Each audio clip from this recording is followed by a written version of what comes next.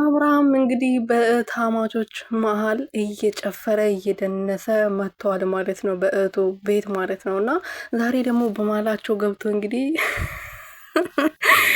እናቴ አንድ አይነት ማለት ነው ከአንድ ቤት ላይ ነገሩ። ሄርሜላ ከማን ትማር? እህትዮ እንግዲህ ለስሙ ታላቅ ነች እና እንዴት ሲያረጋት እንደነበረ ማለት ነው። አብርሃም ፊት ለፊት ቆማ ማለት ነው። እውነት ስነስርዓት ያላቸው ለቤተሰባቸው ክብር ያላቸው ቢሆኑ ኖሮ እንደዚህ አይሆኑም ነበርና እኔ እንጃ እኔ እንዴት እንደምናገር አላቅም። የምሬን ነው።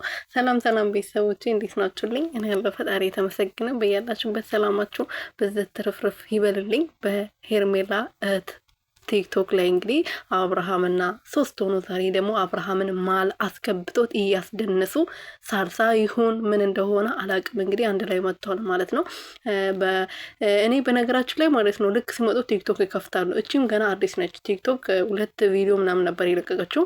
በአብርሃም ፎቶ ለጥፋ ዘፍናለች ከዚህ በፊት ማለት ነው። እና የኤርሜላና የአብርሃምን አሁንም ደግሞ ዛሬ በድጋሚ መጥተዋል። እንግዲህ በቅርቡ ደግሞ ዩቱብ ይከፈትላታል።